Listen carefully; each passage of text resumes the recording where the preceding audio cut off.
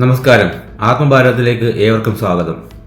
ഒരു വിമാനത്താവളം, അതും ഏകദേശം 5700 കോടി ചിലവിൽ നിർമ്മിച്ച ഒരു പുതിയ അന്താരാഷ്ട്ര വിമാനത്താവളം ഒരു സംസ്ഥാനത്തിൻ്റെ സമ്പദ് വ്യവസ്ഥയെ തന്നെ മാറ്റിമറിക്കുമോ?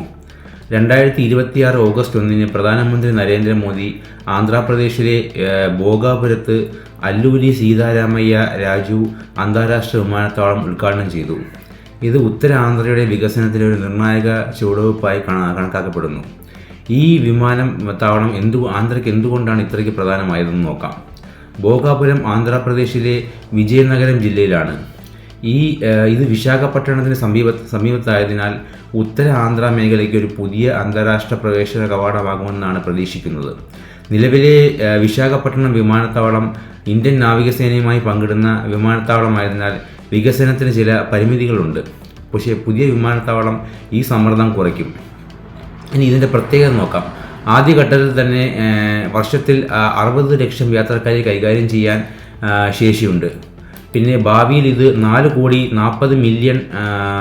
യാത്രക്കാരിലേക്ക് വികസിപ്പിക്കാനുള്ള പദ്ധതിയുമുണ്ട്. ഇതൊരു സാധാരണ വിമാനത്താവളം മാത്രമല്ല, ഭാവിയിലെ ഒരു വലിയ ഏവിയേഷൻ ഹബ് എന്ന ലക്ഷ്യത്തോടെയാണ് ഇത് വികസിപ്പിക്കുന്നത്.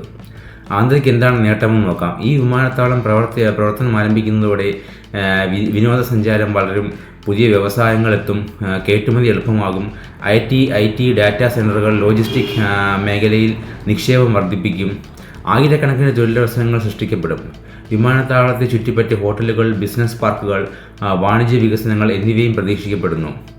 ഇനി ഇത് ഉദ്ഘാടനത്തോടൊപ്പം കേന്ദ്ര സർക്കാർ ഉഡാൻ 2 വികസനത്തിന് പ്രാധാന്യം നൽകി.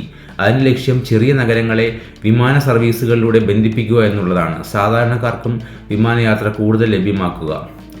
കഴിഞ്ഞ ഏതാനും വർഷങ്ങളായി ഇന്ത്യയിൽ പുതിയ വിമാനത്താവളങ്ങൾ, എക്സ്പ്രസ് വേകൾ, വന്ദേ ഭാരത് ട്രെയിനുകൾ, തുറമുഖങ്ങൾ, ചരക്ക് ഇടനാഴികൾ എന്നിങ്ങനെ അടിസ്ഥാന സൗകര്യ വികസനത്തിന് വലിയ പ്രാധാന്യം നൽകിയിട്ടുണ്ട്.